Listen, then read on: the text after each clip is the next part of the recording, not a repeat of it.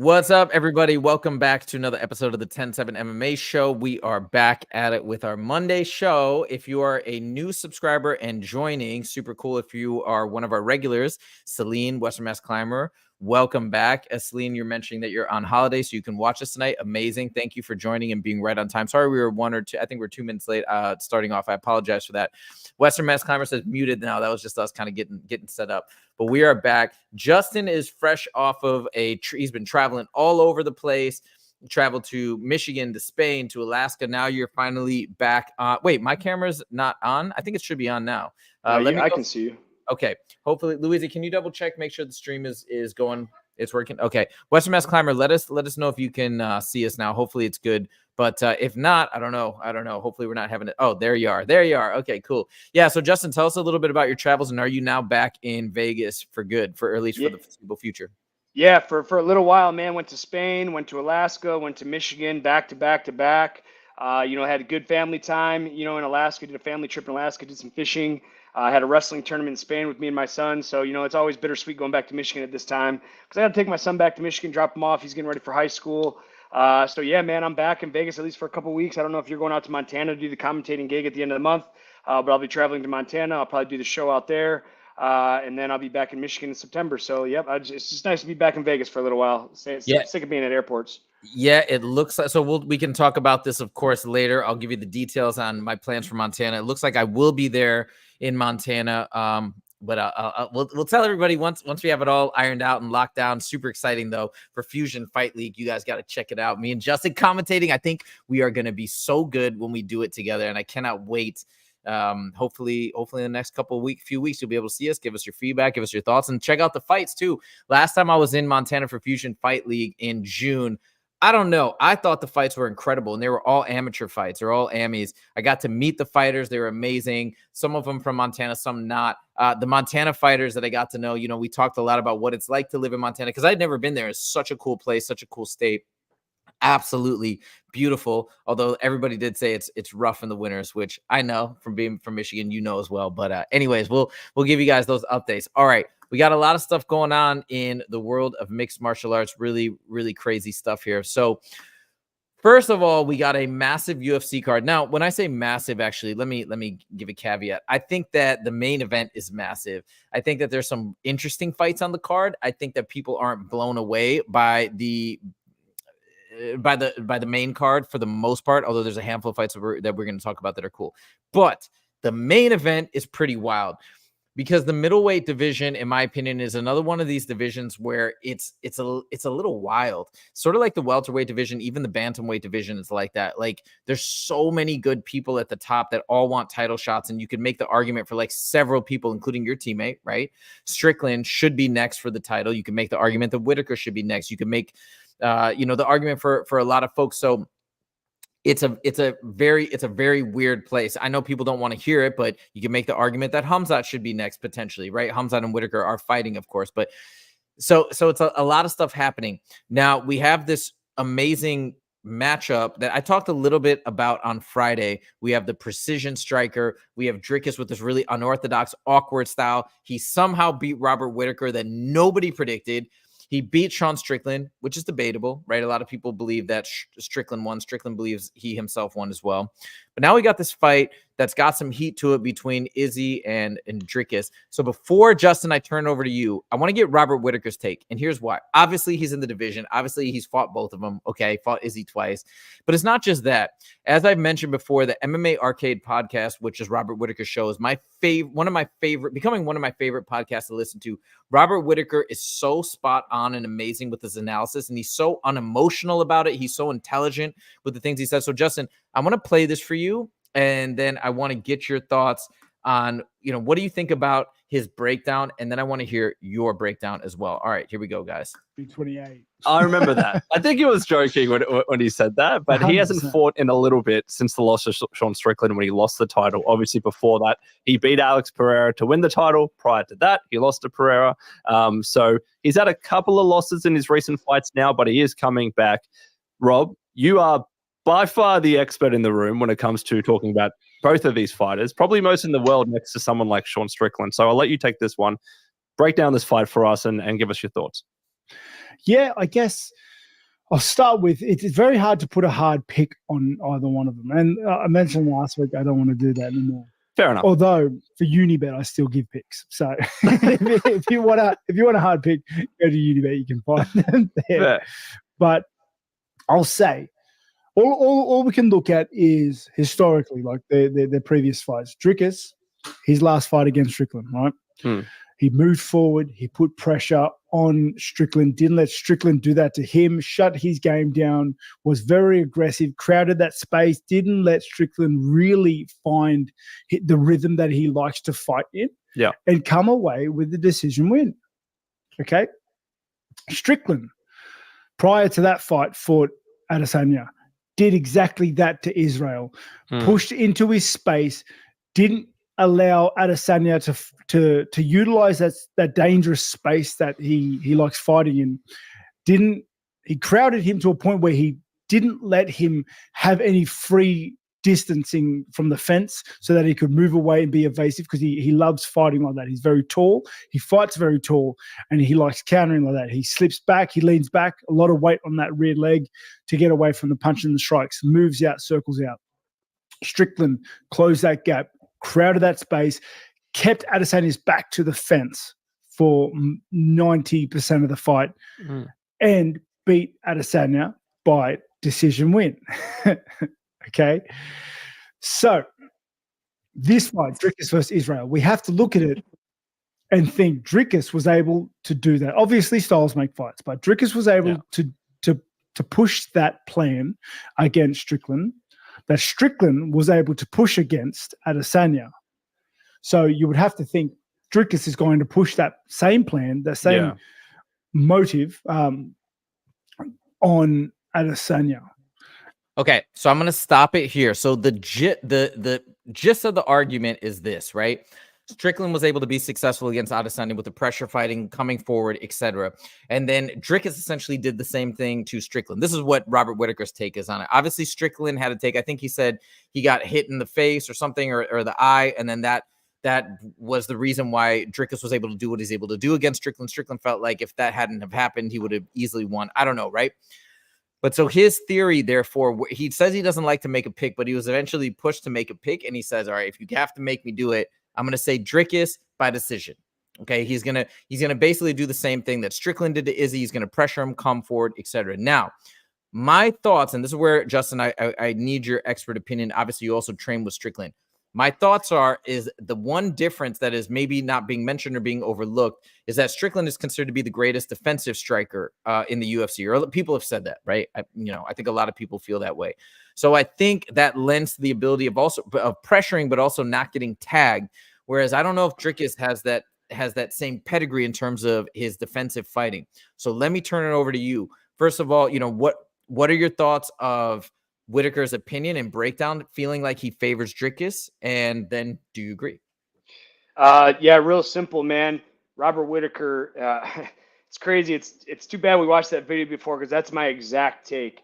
I feel like Adesanya, when he went up to 205 and he fought that Polish guy, he lost in the same fashion. He lost from pressure. He was a bigger guy, was able to move Israel around, push him up against the fence, and win that fight. Now you look at Sean Strickland, is the same thing. I'm going to give you basically the same breakdown, so I'm not going to beat a dead horse. What I am going to say is I agree with Robert Whittaker. I think Dricus is unorthodox too. Now, being unorthodox can be good and it can be bad. It could leave him open for some shots, and Israel, being the precision striker he is, might be able to take advantage of that. But I see Dricus putting the pace on and putting up against the fence and grinding out a decision.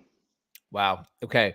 Yeah, so I think I'm going to disagree with you. Obviously, you have a much more educated, you're coming from a much more well-educated standpoint than me in terms of being able to understand the technicalities of the two fighters and whatnot, and that specific breakdown. But I'm feeling like Izzy's going to come back and win also slightly from a psychological standpoint. I think he's taken off time. I think apparently he's been putting on size and strength, maybe specifically for Dricus or maybe just in general as a possible, precursor to moving up in weight. I don't know. But and I've listened to some interviews of Izzy. He seems sound of mind, ready to come back, and untethered by the fact that he is no longer a champ, right? He's no longer weighted down by that pressure and he feels free. This is in his words. But also, I want to go back to this ability of his precision striking and being able to basically tag him at will. Maybe Dricus isn't as effective as sort of getting out of the way of some of these punches as he's coming forward and putting the pressure on. So I'm seeing Izzy tag him. I'm seeing Izzy in like a second round finish, first round finish, something like that. But that's the fun of it. We can have differing opinions, and let's see on the day. Let's see on Saturday what goes down. All right. Next fight I want to talk to you about is another super fan favorite fight. This is a fight that I'm really interested in as well because I'm such a big fan of Dan Hooker. I'd love to see him come out and have an impressive showing. Problem is, he's against somebody who a lot of folks believe is the future of the lightweight division. Gamrot, who also trains with Dustin Poirier, tremendous grappler and wrestler. Justin, I talked about this fight a little bit on Friday, but we weren't able to get your insight. So let me just turn over to you. People already kind of heard, if you tuned in on Friday, kind of heard my thoughts and where I'm leaning. Do you have an angle on this fight or a person that you're leaning towards, and why? Yeah, I'm leaning towards Gamrot in this bout, and the reason is it's very simple. This guy is an up and coming star. Dan Hooker's been around. He's fought a who's who in the UFC, and unfortunately for him, I'm a big Dan Hooker fan. But unfortunately, when the big lights have turned on, like he hasn't been able to show up. And I think this is going to be a similar situation. He's fighting this up and coming guy that has all this hype behind him. I think Gamrot lives to the hype, and he finishes Dan Hooker. Yeah, and I mean, what do you think of Dan Hooker's grappling skills, or we could even call him, takedown defense, anti-grappling, etc.? Do you think he's got enough just from a skill standpoint to potentially best Gamrot, or do you think Gamrot has a very significant and potentially insurmountable advantage? I don't think it's insurmountable. I think at this level, this is a game of inches, and I don't think anything is insurmountable, Okay. especially in the UFC. Now, what Gamrot can do to his advantage is if he's not having success early on with his takedowns, and Hooker's had, incredible defense, he can set up his striking with his takedowns, because at the end of the day, Dan Hooker has to be weary of the takedowns. If he gets taken down, it's going to be a bad night. But with that being said, Gamrot, again, has awesome coaching staff. And, he's just an incredible fighter. I think he's going to know that. So I think he's going to start off, show those takedowns, maybe miss a couple, maybe get them. We'll see what happens. Hopefully Hooker can defend a little bit. But then he's going to start swinging big hands, like a feint 2-3, feint 3-2, back to his wrestling. I think again, we talk about the evolution of the sport last week. This is the evolution, guys. You got to be able to wrestle. You got to be able to strike. And more importantly, like for me, I can strike and I can wrestle. I was a collegiate wrestler for 4 years. I have pretty good boxing, but where I have the miss, and it's not always a miss, I'm either striking or I'm wrestling. You know what I mean? I personally struggle sometimes blending it together. Feint, 2-3, feint, shoot. That the whole aspect of mixed martial arts, because early in my career, I had great success just wrestling guys. And then finally, I've started knocking guys out. So like, fuck wrestling, I'm just going to strike. And, I think that's where I fell behind the curve. And that's where I think Gamrot's ahead of the curve here, is he can strike and he can wrestle. And most importantly, he can put it all together. Yeah, and that's the game, right? That's the game of mixed martial arts. I also have to imagine, I mean, this is just a guess. Tell me if you think this is true or not true, but like, because I love hitting pads so much and I love sparring Muay Thai. Is it just is it an incomparable feeling to knock somebody out? Oh, yeah, it's like hitting a home run in baseball, man. Like, you hit that sweet spot. It doesn't, like, if you ever hit a home run in baseball, you hit that sweet spot in the bat, and it feels just effortless, and you just hear tink, and in your head, it's like, ooh, that was a good hit.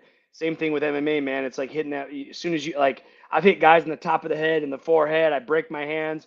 When you hit them clean right on the jaw, you don't even feel it. It's just like, bah, and they just fucking dead, and it's fucking incredible. Yeah, I can only imagine. All right, cool. Great insights. Yeah, I'm agree with you on Gamrot winning, although I would love to see Dan Hooker win. Do you think if Dan Hooker loses, he's going to probably drop out of the top 15? I could see that. Do you think Dan Hooker will stick around in the event that he loses, or what do you foresee there? I mean, Dan Hooker's going to stay if the UFC keeps him. I mean, it's not going to be really up. I don't think Dan's going to be like, I retire. I mean, this guy hasn't made enough money to live off for the rest of his life. So I don't see Dan Hooker coming. And I don't even think he's that old either. And he's an incredible fighter. He's exciting. He's a fan favorite. I love watching Dan Hooker, and you do as well, I'm sure. Unfortunately, I think Gamrot's just going to be a little bit too much for him. And, at the level he's at right now, it's a game of inches. And, the UFC's not going to cut him after a loss like this.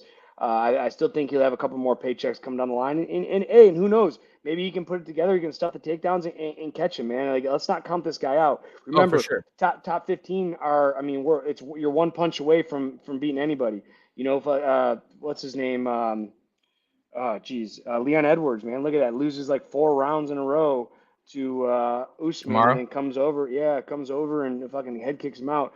You know, we're only one kick, one punch away, and Dan Hooker has such great striking that he's always in a fight. Whether there's a round left, 2 rounds left, 1 minute left, he can always have that one-shot knockout. Yeah, if you guys forget, go back and watch Dan Hooker versus Dustin Poirier. A lot of people, I feel like, forgot about that fight, or maybe they became fans afterwards. He almost beat Dustin Poirier. It was a very, very, very close fight, and it was a battle.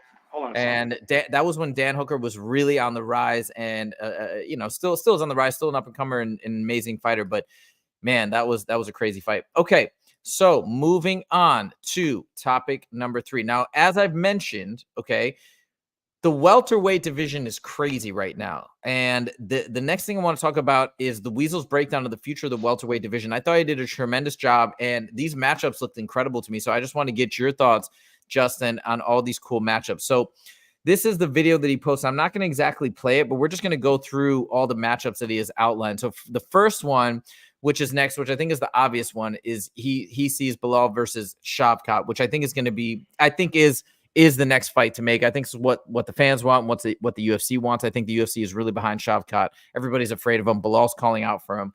What do you think of this matchup? And do you have any inklings on who you would favor right off the bat?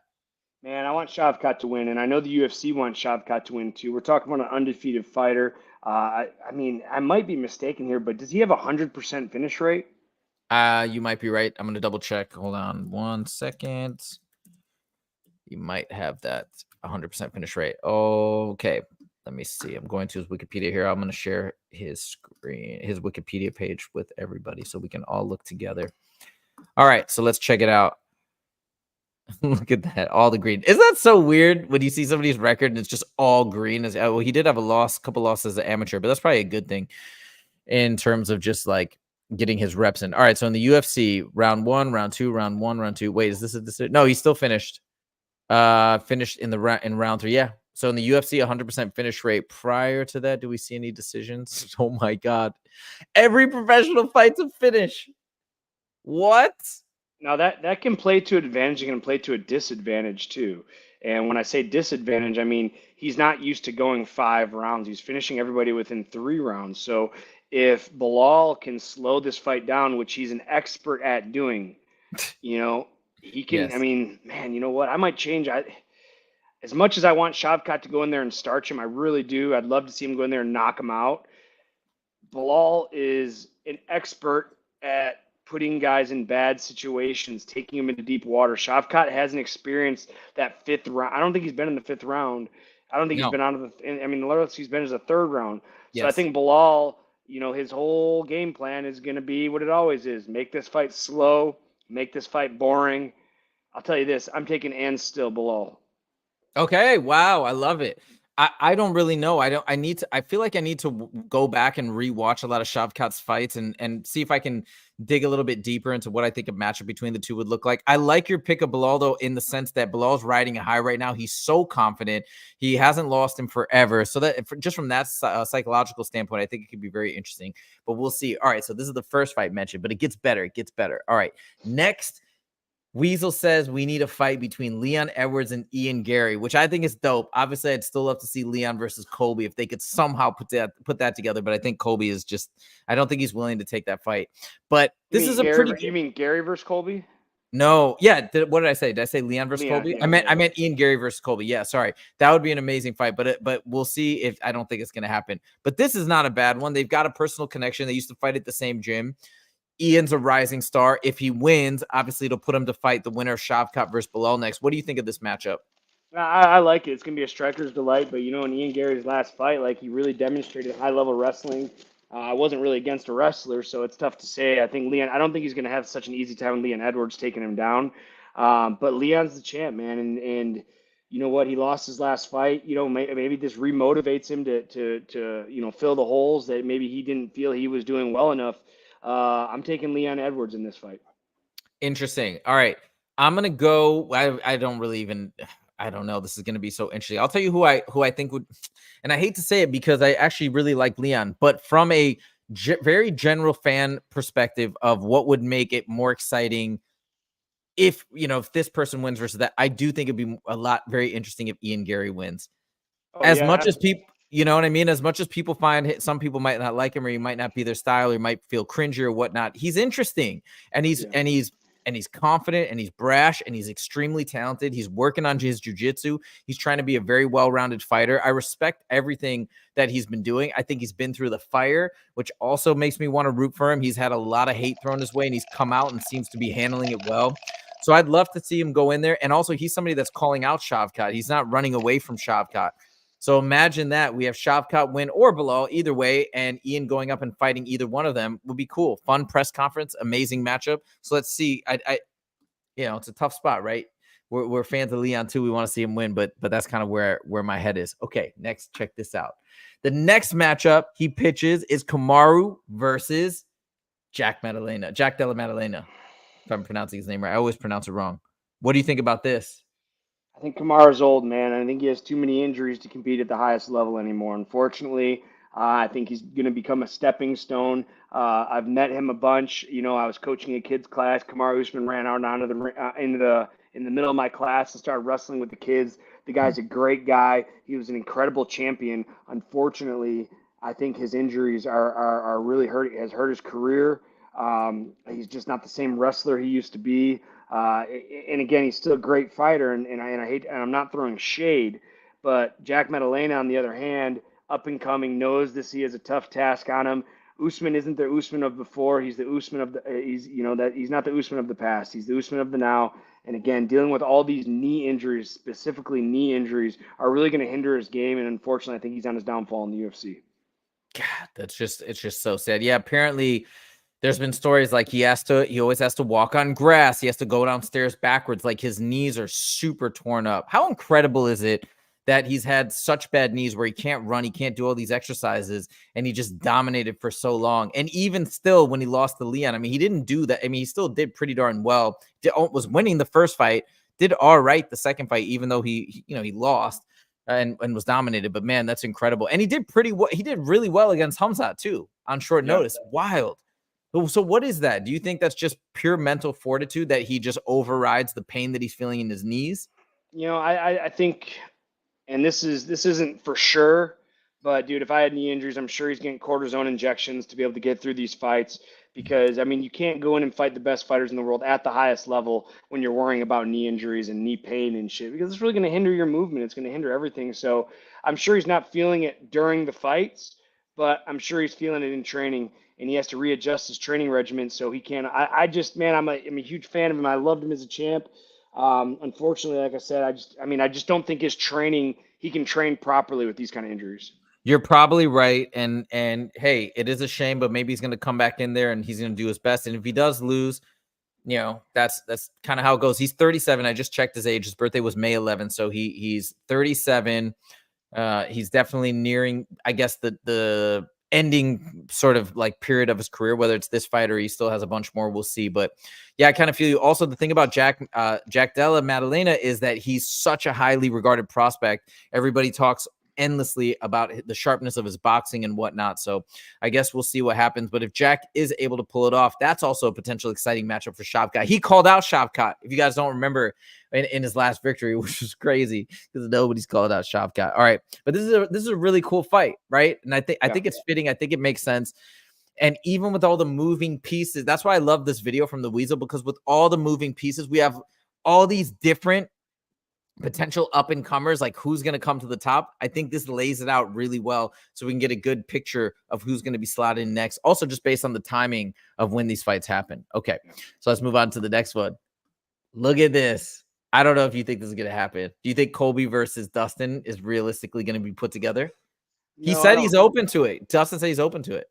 No, I mean, I think Dustin's 10 times better than Colby. The only thing I'm concerned of is the size difference. Yes. Colby's going to be bigger. I mean, he's going to have a boring wrestling pace. Personally, I think Dustin wins this fight. I mean, it's not going to be an easy fight because of the size difference. But I think Dustin can win this fight. I think he can piece Colby up. The way Colby looked in his last fight, he just looked like a fucking bum. And, I can't even remember the last time Colby won a fight. He's on his downfall. I think he's just coming to collect paychecks. Because, I mean, Colby's kind of a laughing stock of the UFC right now. There isn't a single fighter that I can think of that truly respects Colby Covington. I can't think of anybody.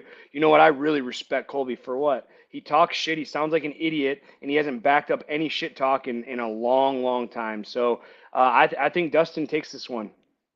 I would love that. I mean, think about how well Dustin did against Islam. That makes a lot of sense, right? With a wrestling heavy style. And he really did. I mean, he gave Islam's not fighting, by the way, in Abu Dhabi in October as expected because he got an injury in that fight, pretty severe hand injury, so that he won't be back until January, I think, at the earliest, January, February. So Dustin put up an incredible fight against him. I think you're right. I would be really, really, really devastated, though, if Dustin lost against Colby. Yeah, me too. You know what I mean? And but that's what makes the fight exciting. And if he can win, imagine, I think he's talking a lot about having one more fight, pretty much. His family saying they want him to retire. He kind of wants to go in and do one more. I think this is a great one.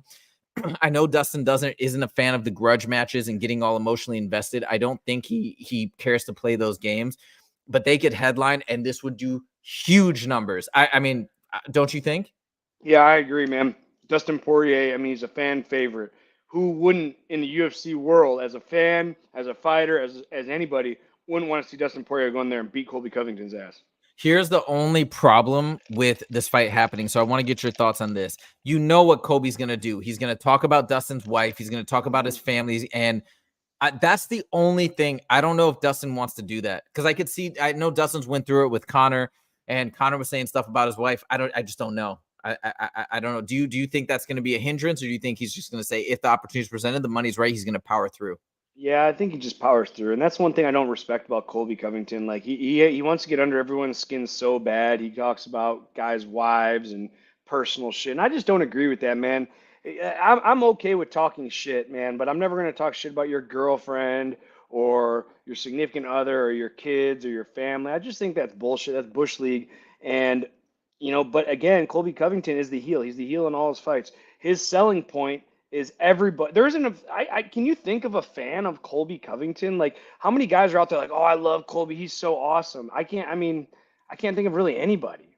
Not really I feel like really tuned in, dialed in hardcore MMA fans, I would say no. I have seen, though, he used to get good numbers. I think ever since the Leon fight, if you watch a lot of his interviews, like he specifically does interviews with Submission Radio, and man, the numbers the views that they're getting are so low compared to like a year ago or 2 years ago.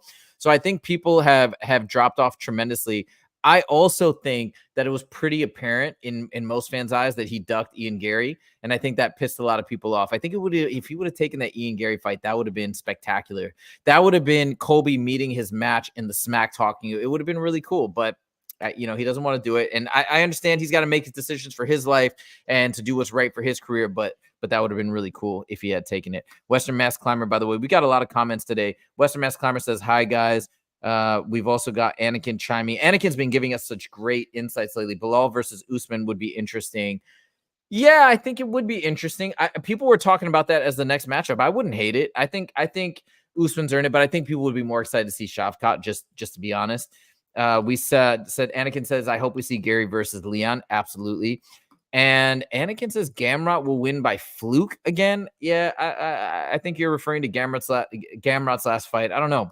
I think Gamrot's going to win,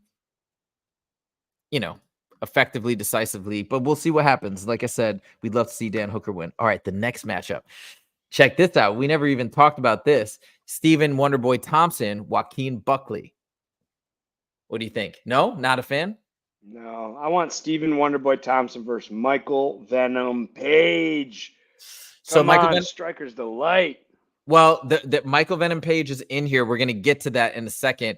Okay, so fine. So you're not a fan of this. The reason why the Weasel put this together is he's like, this is going to be a Striker's Delight, right? Joaquin Buckley is not going to go for the takedowns. He's going to come in there and bang it out with Stephen Wonderboy. We're going to get a great show, a great performance from Stephen Wonderboy. Let me show you who Michael Venom Page is matched up with so we can get your take on this. Do you think this is an interesting one or not, Jeff Neal?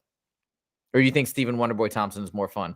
I would like Stephen Wonderboy Thompson. We got, two karate styles, and karate style has really phased out. Like, there's not really, like, we had Lyoto Machida, Stephen Wonderboy Thompson, Michael Venom Page with this traditional, almost Taekwondo karate style. In a couple of years, nobody's going to have that style anymore. All right, like this style is significantly getting phased out. It's just not a great style for MMA fighting because you can be taken down because you have such a wide stance. So I think putting these two karate guys, Michael Venom Page and Stephen Wonderboy Thompson, where they can go out and have this striker's delight with high level striking without the risk of really taking each other down. That's why I really like the matchup. They're going to be trying to counter fight. Michael Venom Page is going to have his hands down. He's going to be jumping in, jumping out, and Wonderboy's probably going to be doing the same thing. Jeff Neal is more of a traditional MMA fighter and kickboxer, and I just like the matchup, the nostalgic. I mean, these guys are both old. Jeff Neal, Michael Venom Page. I think it's a good matchup. They're both old. They're both towards the end of the career. Michael Venom Page was really exposed against Ian Gary. So I mean, Jeff Neal, I think, is gonna do the same thing to Page. I think he's just gonna come with his striking to attack the wrestling. And Michael Venom Page, I think, unfortunately, he's too old and he's too far behind the curve to deal with it. Well, I guess we'll see what happens. And I think that is a possibility. One concern that fans have raised about Michael Venom Page versus Stephen Wonderboy Thompson is it might be a point fighting match, and that could take away from maybe some of the excitement of the fight. I don't know.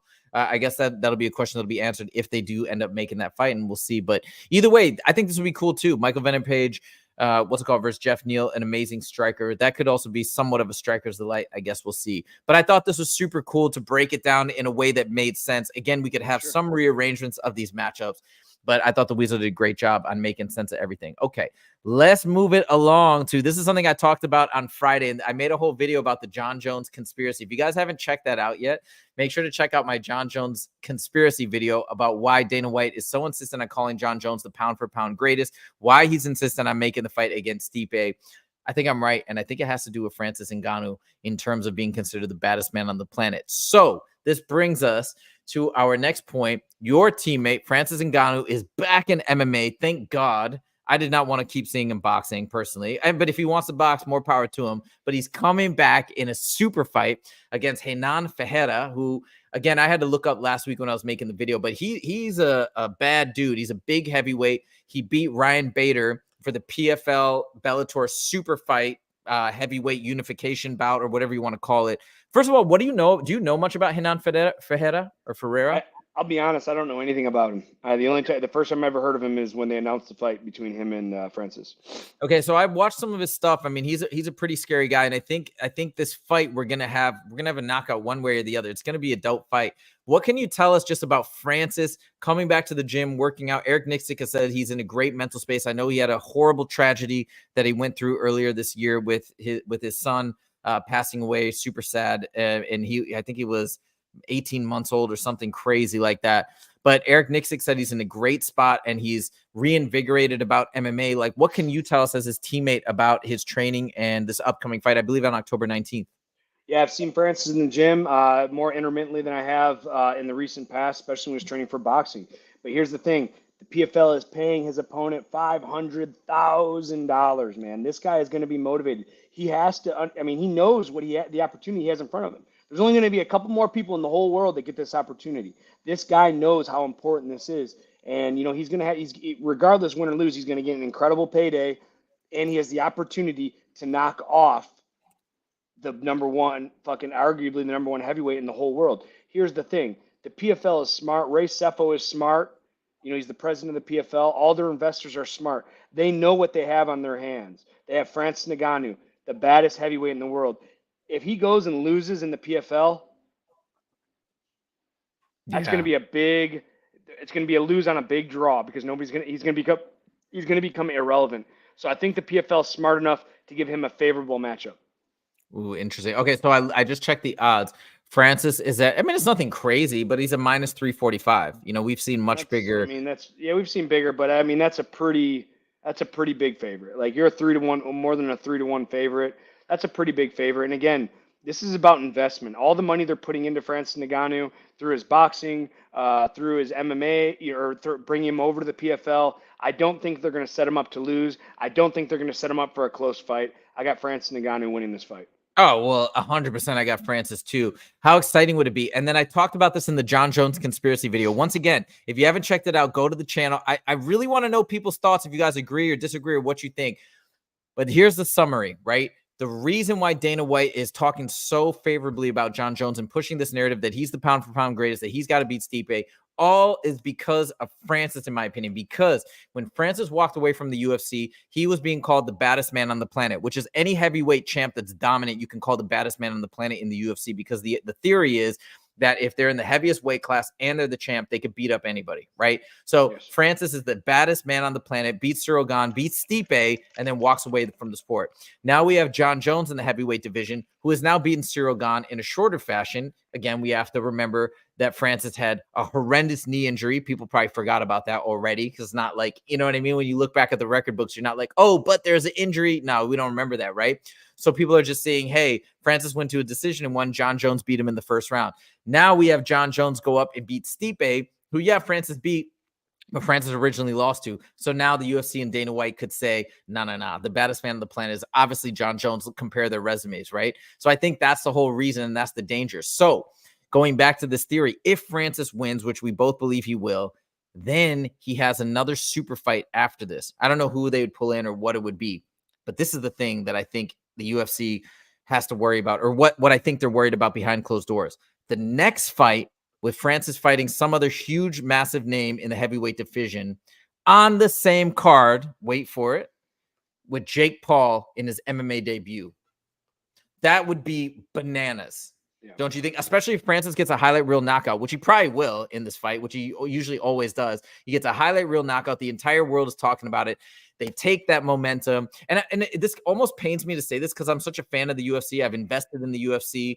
I want to see the UFC succeed. I'd hate to see for the PFL steal that steam and hurt the company in some way. But it's also exciting for the journey of Francis, and just to see what they can do as a company, just from the entrepreneurship standpoint. But anyways, imagine that. Like, what do you think are the numbers that a Francis with Jake Paul as main and co-main event, what do you think it could do? I mean, for boxing... No, MMA. Oh, for MMA in the PFL? PFL. Yeah, everyone's going to tune in. It's going to be a huge card, because we want to see if Jake Paul can live to the hype. We know France can live to the hype. He's already done it time and time again. But can Jake Paul live to the hype? Everybody's going to tune in. And that's another thing. That's the great part about this Jake Paul back and forth. You know, I heard Jake Paul's dad say, oh, Jake Paul's saving boxing. Boxing's dead. All right. The only reason that it's getting numbers right now, because MMA fighters are tuning in to support MMA guys. If Jake Paul's fighting a boxer, MMA fighters typically aren't going to tune in. I couldn't care less. Maybe you watch it. I don't give a fuck. Now, you look at this. We have brought Jake Paul into boxing. We brought MMA fighters over to boxing. All these guys are getting emotionally invested. All these boxing fans that are fans of Jake Paul are getting emotionally invested with Jake Paul in boxing. So just like for the UFC fighters, when they go over, the BKFC fighters, when they go over, the BKFC, the Mike Perry fans tuned in to watch Jake Paul and Mike Perry. Now, Correct. All those Jake Paul fans that are watching him win in boxing, they're supporting his boxing career, are going to tune into the PFL. So we're going to get a whole new look of fans. Maybe these are just boxing fans. They don't give a fuck about MMA. But Jake Paul, just like I don't give a fuck about boxing, but I still tune in to watch Mike Perry fight, Nate Diaz, Anderson Silva, because these are my guys. These are the guys I grew up. So they could bring in a whole new fan base, the PFL themselves. Wow, because these boxing fans might go, oh, shit, actually, MMA fighting is pretty fucking awesome. And you just blew my mind. That's it. I didn't even think about that. I didn't think about the cross-pollination of the existing Jake Paul fans back into MMA, but into the PFL, not the UFC. That's wild. Yes. I bet you that the UFC has probably been aware of this potential threat for like over a year since Jake Paul signed to the PFL. That's crazy. And then now you combine it with Francis Ngannou. So they're coming in and because like a lot of times in the Jake Paul boxing matches, I feel like people kind of watch the undercards, but don't really care unless you're a dyed-in-the-wool boxing fan, perhaps. But now you have people coming in watching Jake Paul fight. And you know what would be dope? Is if they made Jake Paul, I bet you Jake Paul will do this. I bet you he'll do this. He'll make himself the co-main, not the main. And he'll give Francis the spotlight, which I think would be deserving and fair and fitting, and let people watch Jake Paul's fight and then watch Francis's fight, which will be a highlight reel knockout, almost every time it is. And then you got a whole new, holy smokes. That's got to be the master plan. Absolutely. That's wild. Because if Francis goes out there and kills a man, which he's done before, all these boxing fans are going to be like, oh, shit, that was fucking awesome. Because that's the thing with boxing to MMA, you just don't get the same level knockouts. I'm not saying there aren't knockouts in boxing. There are some good knockouts in boxing. Don't get me wrong, but not like MMA. Like No. these guys get spun around. They're just planted, and it does happen occasionally in boxing. But I just find it happens more in MMA. For sure. And it's also the best part about MMA is like, hey, there's no unanswered questions. It's not like, all right, I lost in a boxing match, but we take it to the street and I'd win, right? Yeah. It's not like a question. We put our best in there. We pretty much had a straight up street fight. The outcome here is going to be the outcome on the street. So there's nothing left to say, and we're done, and we move past it. So yeah, that's wow. This is crazy. This kind of blew my mind with all that. So let's all ruminate on that. Let's circle back to it as we get closer to this fight. All right, now we want to come to Conor McGregor. You're probably like, dude, I keep kind of bringing it back up. All right, but the reason why is because Conor McGregor and Michael Chandler have been going back and forth again on X. Now, the reason why this is potentially exciting, I hope, is because it does seem as though maybe this fight is happening. I'm not sure. So I'm gonna try and find this X post. But basically what it was is Michael Chandler made some comment to Conor being like, hey, I really want to bounce your head off the canvas in December. Let's get this going. And then Conor comes back with a post of him on a yacht or a boat or something with music playing in the background being like, hey, all things will happen. So it's something like the lyrics are, things will eventually happen. I know you've been waiting for a long time, but we're going to get there. It's like some love song, but basically implying that, hey, it's all worth the wait. We're going to get this done. I don't know. December's coming up. We're already in August and there's still no announcements. What are you thinking, Justin? I don't know. You know what I think? It's going to happen and it's going to be so uneventful. Like it's just, everyone's going to be all excited about this. And then I don't know, something's going to happen to where I don't think it's going to get canceled, but it's just going to be a flop, and unfortunately, I mean, you look at Conor's life, man, like, again, I know I've said it so many times, what's his motivation to get in the gym and train? Even when this fight was scheduled, people are sending on videos, posting videos of him out in the club, partying, drinking. Like, I tell you what, when he was preparing for Jose Aldo, he wasn't doing that. He wasn't on his yacht, enjoying the sun. He was in the gym, diligent in training, focused, no distractions. And now, I mean, guy's on his yacht. He's living his life, and I can't hate on him. Fuck, I wish I was on a yacht right now. I wish I had $100 million in the bank and I could just drink every day and party my ass off and never have to get punched in the face again. That would be fucking epic. I just don't think his focus is where it is because, again, I know he got injured coming up to this fight, but we talked about it on the show. Like, there's videos of him out partying, out in dance clubs, dancing, drinking, probably doing drugs. Like, he wasn't doing that early in his career when he was knocking everybody out. Yeah, that's a great point. By the way, on Wednesday of this week, I'm going to be making a video on Conor McGregor. So one thing that I've been doing all weekend is I've been watching old footage of Conor. I'm not talking about 2020, 2019. I'm talking about on the come up, before he was the lightweight champ, before he was the interim champ. And he said it's crazy, actually. If you go back and listen to his old footage, he's kind of talks about a lot of stuff that goes on in his head. Like when he doesn't have a fight scheduled, he goes through serious depression. Like he has demons that he's fighting on a regular basis. I think when people are like, oh, he needs to go to rehab and kind of joking about him and, oh, Conor's this addict and that addict, like he's going through some stuff right now. I guarantee it. After with all this inactivity, he says how he needs a goal and he needs to be focused. Other fighters have talked about this. You probably feel the same way, but I think Conor really goes off the deep end. He's also talked about in past interviews that he's given so much to the sport of MMA that has driven him mad. And imagine with all the spotlight, all the pressure, we see him doing things that seem bizarre, perplexing, like going to that motorcycle rally. So I want to do a video on this Wednesday where I go back through the old footage and kind of talk about what's going on in his life right now in that context through that lens, just to show people that I think we need to have some sympathy for him. I know it's hard to have sympathy for people that we look at as superstars or wealthy or famous, but I think he might be going through some serious struggles right now, just from the inactivity and from the fact that maybe his career is not in the place where he'd hoped it would be. So anyways, that's coming. I just want to talk about this. And I don't think it's going to be a disappointment. I think if this fight actually does happen, which I'd say, I don't know where we're at, 40% chance it's going to happen. But I think if it does happen, I still think it's going to be a great fight. And hopefully we can get Conor in training camp soon. He can stop. He was on camera chugging a beer and smoking and doing all this crazy stuff. Again, I think it's because he's fighting his demons. I'm sure he knows he shouldn't be doing that, but I think he's in pain and I think he's struggling. So let's hope this comes together. All right. Last topic of today. We're going to talk about Lucas Tracy, who's another MMA YouTuber. And by the way, one of the reasons why I wanted to bring this up just quickly at the end is because our channel's growing. We're having a blast. We are up to 351 subscribers as of today. And it's just super, super cool, this journey that we're on. And you know, a lot of people, sometimes people even clown us in the comments. Hey, nobody's watching your channel. You got barely any subscribers, this and that. And hey, like I tell Justin all the time, but this is the fun part of the journey. This is the exciting part, to see what happens. Are we going to grow to 1,000, to 10,000, to 20,000? I believe we will, and I believe we can. And the ride is really, really fun. And we're looking around at people like MMA Joey, MMA Guru, who've done all this and now are monetizing their channels, and how much fun they're having. MMA Joey came on the stream on Friday last week, which was so dope. But I want to talk about Lucas Tracy, who is somebody in the space. He built, I don't know, you probably haven't seen him, Justin. I'm going to be honest. I'm not trying to be a jerk here, but I was never that much of a fan of Lucas Tracy and his style and his fight breakdowns. But he just announced at 103,000 subscribers, he's retiring from the space of MMA YouTube. So we're just going to quickly play one of his videos talking about this retirement, and we're just going to give our final thoughts on what we think about this decision and why maybe he made it, and we are going to conclude. So check this out.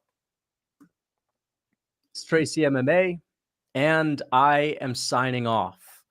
That's right. You read the title. This is the last final video, maybe not of all time, but for the foreseeable future. Guys, it's time for me to make a tough decision in my life. And I've been thinking about this for the past 6 months. I've been thinking about this since the winter, about, do I just want to do this for a living? I love MMA. I've been watching MMA for years before I ever made content covering it, and I'll be watching MMA for the rest of my life. Unless I get bored of it, which I do not think I will, because I think once you're an MMA fan, you're an MMA fan forever. It's addictive. The sport is addictive. I like being a YouTuber. I like making content. I get to be creative. It's a dream job. I talk about MMA for a living, which is the sport that I love. I get to banter with people. I get to crack jokes. It's a dream job. But when I think about my future, and when I think about, do I want to invest work and a career into just this, or do I want to do other things in life as well? And that is the reason why I am going to pursue something else. Okay, so what he's pursuing, it's not something necessarily that I want to get into, but I think he's doing something with like a sports drink or, nutrition based. I also heard that he's like a personal trainer. So that's another avenue that he wants to go down, and more power to him. But the reason why I wanted to bring this up is just in context of our journey and in the YouTube journey in general, right? Like, if you guys don't know, I have another YouTube channel for my business that has done pretty well, a little bit bigger than Lucas Tracy's channel, but around the same size. And I think the reason why a lot of people are positing that maybe he's stepping away is because to run an MMA channel versus like an education channel or something, it's all about current events. So you kind of have to continuously churn out content, which we're starting to get into. We're loving it right now. Maybe there's a point where that will change, or it changes for people when you do it so much, right? But I think another thing that separates us from Lucas Tracy or even MMA Guru is, for the most part, right, we're being honest and open about our opinions that we're sharing, but me and Justin are also both like, we like to focus on the positive. It's not that we're doing it to cater to people or this and that. And obviously Justin's super honest, and you'll see him kind of give some harsh takes at times. But I think in general, both of us lean towards that side. And this is just a theory. I don't know. I've never talked to Lucas Tracy, but I have a feeling that sometimes you go down the dark side, the dark path of maybe criticizing or being harsh with fighters or something like that. I think that may have been a contributing factor, because he probably has alienated himself from a lot of fighters that he's fans of, a sport that he loves. Again, this is just me contemplating why you would give it up, because he could even reduce the amount that he's doing it, right? Maybe a couple videos a week, just scale it back, re-envision what the root of his channel. But him stepping away, I'm kind of wondering why you would do that when you built up this beautiful following. But anyways, I just want to throw that out there. Justin, have you heard of Lucas Tracy or no? I haven't, but I did see on Instagram this him saying he's going to retire, man. And it's a tough world, man. It's the thing. If someone disagrees with your opinion, a lot of people can't take constructive criticism. Here's the thing. I'll take a Sean Strickland approach to it. If someone disagrees and they want to call me an asshole or call me whatever they want, I'm an idiot. All right, let's fight. You know what I mean? Like, some guys don't like that confrontation. I don't care if people agree with me or don't agree with me because I'm telling you what I think. What I think is not always right. It's just how I feel. It's how I think. And a lot of guys will give their opinion and you'll go, oh, you're a fucking idiot. And dude, it can be taxing. So maybe that has something to do with it. But yeah, I don't understand. He can still monetize at 100K even if he just did one video a week or you know. That's so yeah. I mean, maybe someone reached out to him or maybe a bunch of fighters that he was fans have reached out and told him he's an idiot and he just doesn't want to deal with that criticism anymore. I don't know. Maybe he got some slight threats. I know MMA Guru's talked about that. I mean, I don't know what it is. I feel like it's something along those lines that would cause him to completely step away. But hey, I guess that's the game we're in. And he feels like he wants to step away and do something else. More power to him. Do what you love. Do what you're passionate about. I mean, that's what we're trying to do. So anyways, just wanted to bring that up, mention that. But we're at the beginning of the journey, and that's a really, really fun place to be. You know, we get to do a lot of experimentation, try different video ideas, and I think that's the really fun part when you're building, because you don't have a lot of people watching those every video. So anyways, that's it for today, for our show today. Thank you guys so much for joining. We had a blast as always. Make sure to subscribe if you haven't done so, and click like if you did like this video. It helps the channel out tremendously. We are back every Monday and Friday at 1:30 p.m. PST. And we got a cool video dropping tomorrow from Justin about Muhammad Makayev, and we've got some other good stuff going down on Wednesday, as I mentioned, a Conor McGregor video that I'm going to work on the next couple days. Thank you guys so much for joining, and we will see you in the next video. Take it easy.